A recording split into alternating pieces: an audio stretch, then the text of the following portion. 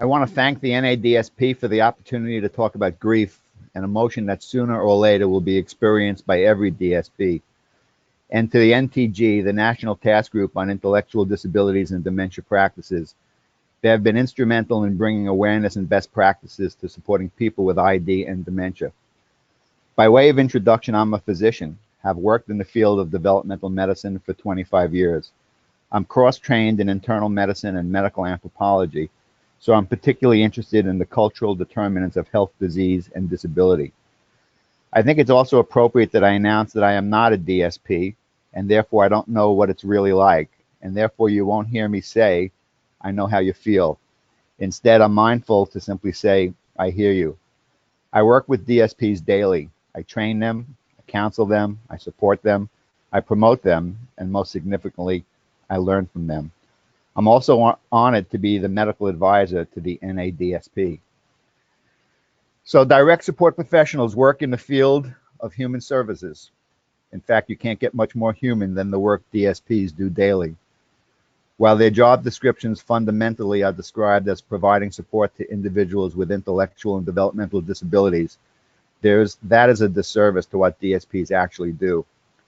While they do provide the full array of supervisory and custodial chores, they at times are also called upon to be coaches, to be advisors, to be medical escorts, translators and interpreters, decision-making facilitators, counselors, advocates, mediators, financial advisors, memory joggers, companions, vocational liaisons, taskmasters, transporters, and scouts, and cooks, and friends. One thing is certain, it is virtually impossible to fill these roles without becoming connected to the individual. Really connected. It would be a burden to relate to the individual as a service recipient. Strong emotional bonds are made over time, and it's natural for the DSP to make a strong, sincere, and significant investment in the lives of those they are assigned to. The emotional commitment is a two-way street, and the individual with the disability connects with the DSP often as a family member. The two experience and share the full spectrum of human ties, including trust, joy, frustration, jubilation, happiness, affection, and love. It is this human connection that is often responsible for having the DSPs remain on their jobs despite low pay, limited recognition, excessive regulations, and high expectations. DSPs rejoice in seeing progress, new skills, independence, and growth. Likewise, they are also saddened by setbacks, failed attempts, program glitches, denials, rejections, and unintended consequences. They are empathetic to witnessing accidents, decompensating health status, and complicating coexisting medical conditions. Because of the person-centered care model the DSP practices in, the DSP interacts with a variety of individuals that center and orbit around the life of these individuals. For example, their families, their housemates, their friends, workmates, and teammates. The DSP is often called upon to be the center of communication. They have to explain the inevitabilities and realities of end-of-life scenarios. They have to explain in various levels of understanding the meaning of the end of life, and they have to provide answers to now what. In essence, that means that the DSP is not a sole survivor and is not a singular griever. They have to support, counsel, and minister to many people, often at the expense of their own ability to grieve. This also contributes to delayed, prolonged, or incomplete grieving. Grief is initiated with the news of a loss. Loss can come from two waves. It could be a sudden, unexpected, and unanticipated loss, or it could have been the result of a long process where the inevitable end was the only eventual outcome. You can debate which form of loss is easier to contend with, but grief is probably the most singular, most emotion that impacts on us in totally novel, singular, unpredictable, and individual ways. There are two specialties in today's medicine that address the anticipated journey from chronic disease to terminal disease. They are palliative care and hospice care. And so let's review how they deliver care and what you can expect from having the individuals you support or your family members receiving services from one or the other. Palliative care is an interdisciplinary approach to specialized medical and nursing care for people with life-limiting illnesses. It focuses on providing relief from the symptoms, pain, physical stress, and mental stress at any stage of illness. The goal is to improve quality of life for both the person and their family. Palliative care is provided by a team of physicians, nurses, physical therapists, occupational therapists, speech-language pathologists, and other health professionals who work together with the primary care physician and referred specialists and other hospital staff to provide additional support. It is appropriate at any age and at any stage in a serious illness and can be provided as the main goal of care or along with curative treatment.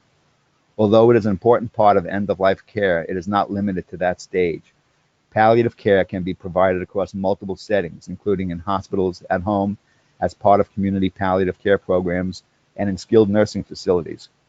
Interdisciplinary palliative care teams work with people and their families to clarify goals of care and provide symptom management, psychosocial, and spiritual support.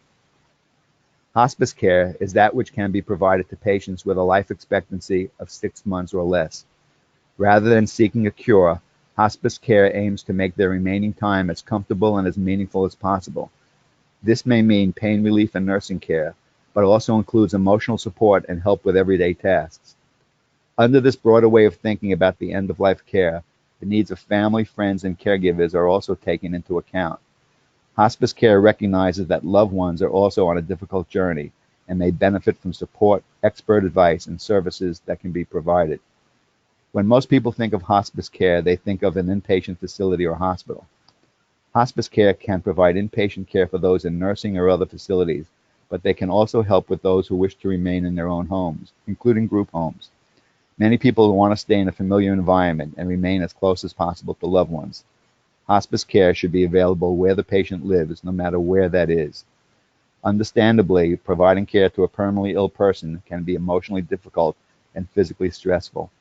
Hospice services can also include respite care, where they offer caregivers a short break to rest and recharge. Following the death, they also provide grief counseling to the family. So now we have three things: the difference between grief, mourning, and bereavement. These three words are often heard, and yet many times their true meaning get lost.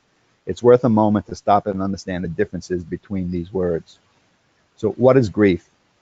Grief is our internal experience to loss. This includes the thoughts and feelings that each of us have when someone we love dies. Our ability to grieve stems from our capacity to give and receive love. Many of us have been given the message that grief is something, quote, to get over. The reality of the situation is that grief is not something that one gets over. Rather, we integrate our grief by being touched by the feelings. In a way, it is our grief that manages us or guides us rather than us trying to manage our grief. Grief is integrated when it is welcomed rather than being based on a set time. Let's look at mourning. Mourning, often heard interchangeably with grief, is different. Mourning is the outward expression of our grief. In other words, it is our shared social response to loss. In simple terms, mourning is grief gone public. What about bereavement? To be bereaved is to be torn apart and to have special needs. After the loss of a loved one in our lives, we may feel torn apart, pieces, or feel like there is a hole in our lives, and we do have special needs. Things are different, and our needs have shifted. What is grief? Grief is a strong, sometimes overwhelming emotion for people, regardless of whether their sadness stems from the loss of a loved one or from a terminal diagnosis they are having or someone they love has received. They might find themselves feeling numb and removed from daily life, unable to carry on with regular duties while saddened with their sense of loss. Grief is the natural reaction to loss. Grief is both a universal and a personal experience. Individual experiences of grief vary and are influenced by the nature of the loss. Experts advise those grieving to realize that they can't control the process and to prepare for varying stages of grief. Understanding why they're suffering can help, as can talking to others and trying to resolve issues that cause significant emotional pain, such as feeling guilty for a loved one's death. Mourning can last for months or years. Generally, pain is tempered as time passes and as the bereavement adapts to life without a loved one. While various forms of loss begin the grieving process, we will address the grief primarily related to death, but be aware that death is certainly not the only loss that is related to grief. Other things such as a terminal diagnosis such as Alzheimer's disease and related dementia often begin with the grieving cycle. So what are the stages of grief? Your feelings may happen in phases as you come to terms with your loss. You can't control the process, but it's helpful to know the reasons behind your feelings.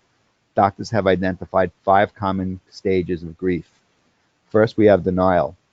When you first learn of a loss, it's normal to think this isn't happening. You may feel shocked or numb. This is a temporary way to deal with the rush of overwhelming emotions. It's a defense mechanism. Anger is the second stage. As reality sets in, you're faced with the pain of your loss. You may feel frustrated and helpless. These feelings later turn into anger. You might direct it towards other people, a higher power, or life in general. To be angry with a loved one who died and left you alone is natural too. Then we have bargaining. During this stage, you dwell on what you could have done to prevent the loss. Common thoughts are, if only, or what if. You may also try to strike a deal with a higher power. Next, we have depression. Sadness sets in as you begin to understand the loss and how it affects your life. Signs of depression include crying, sleep issues, and a decreased appetite. You may feel overwhelmed, regretful, and lonely. Lastly, and hopefully, acceptance. In this final stage of grief, you accept the reality of your loss. It can't be changed. Although you still feel sad, you're able to start moving forward with your life. Every person goes through these phases in his or her own way. You may go back and forth between them or skip one or more stages altogether. Reminders of your loss, like the anniversary of a death or a familiar song, can trigger the return of grief. How long is too long to mourn? There's no normal amount of time to grieve. Your grieving process depends on a number of things, like your personality, age, beliefs, and support network. The type of loss is also a factor. For example, chances are you'll grieve longer and harder over the sudden death of a loved one than, say, the end of a romantic relationship. With time, the sadness eases. You'll be able to feel happiness and joy along with grief. You'll also be able to return to your daily life. There are types of grief and loss. Everyone has an idea of what they expect grief to look like, but there are many different types of grief. It's important to know that everyone grieves in unique ways, and it's okay if your grief is different from those around you. At times you may even be unaware of what you are grieving, or that you are experiencing a loss that deserves to be grieved. Grief is the reaction you have to a loss in your life. The loss can refer to a death, but it can also refer to the loss of physical or cognitive abilities, or the loss of something that was routine in your life, such as a job. In addition to the emotional expression of grief, grief can be expressed in physical, behavioral, social, and cognitive ways. Let's try to understand the various types of grief and how they relate to DSPs. Knowing about the various forms of grieving, especially atypical grieving, is not only important for the DSPs themselves, but for recognizing problematic grieving exhibited by the other individuals the DSP supports. The first step in assisting someone with complicated grieving is the ability to recognize it. So let's look at the types of grief that we have. First one is anticipatory grief. For DSPs, grieving can start long before the person you are caring for actually passes away. Anticipatory grief often starts when the person you are caring for gets a significant diagnosis and their health begins to deteriorate. Feelings are related to the loss of what was or what you thought life was going to be like. It can be difficult to speak with others about anticipatory grief because the person you care about is still alive, and you may have feelings of guilt or confusion as to why you are feeling like this. Normal grief. Contrary to what the name might suggest, there really are no set guidelines to define normal grief in terms of timeliness or the severity of the grief. Instead, think of normal grief as any response that resembles what you might predict grief to look like, if that makes any sense. Many people define normal grief as the ability to move towards acceptance of the loss. With this comes a gradual decrease in the intensity of emotions. Those who experience normal grief are able to connect to continue to function in their basic daily activities. We also have delayed grief. It's when the reactions and the emotions in response to a death are postponed until a later time. This type of grief may be initiated by another major life event or even something that seems unrelated. Reactions can be excessive to the current situation, and the person may not initially realize that delayed grief is the real reason for becoming so emotional. Complicated grief, also known as traumatic or prolonged grief, refers to normal grief that becomes severe in longevity and significantly impairs the ability to function. It can be difficult to judge when grief has lasted too long. Other contributing factors in diagnosing complicated or prolonged grief include looking at the nature of the loss of death. Was it sudden, violent, multiple? The relationship, personality, life experience, and other social issues. Some warning signs that someone is experiencing traumatic grief include self-destructive behaviors, deep and persistent feelings of grief, low self-esteem, suicidal thoughts, violent outbursts, or radical lifestyle changes. Disenfranchised or ambiguous grief. Disenfranchised grief can be felt when someone experiences a loss, but others do not acknowledge the importance of the loss in that person's life. This is very common with DSPs, or expected just to be professional. Others may not understand the importance of the loss, or they may minimize the significance of the loss. Disenfranchised grief can occur when someone experiences the loss of an ex-spouse, a pet, or a co-worker. The other side of disenfranchised grief is when you experience a loss, such as when the person you are caring for has dementia or a decline in their physical abilities. The person is physically present, but they are also absent in other significant ways.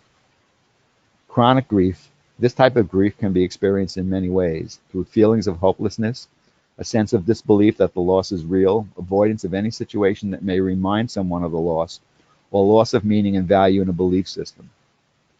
At times, people with chronic grief can experience intrusive thoughts. If left untreated, chronic grief can develop into severe clinical depression, suicidal or self-harming thoughts, and even substance abuse.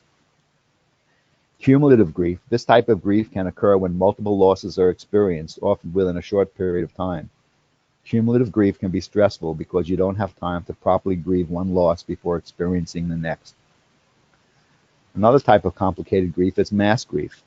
This can be in the form of physical symptoms or other negative behaviors that are out of character. Someone experiencing mass grief is unable to recognize that these symptoms or behaviors are connected to a loss.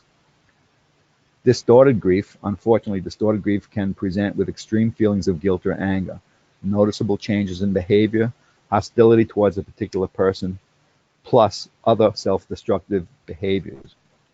Exaggerated grief is felt through the intensification of normal grief responses.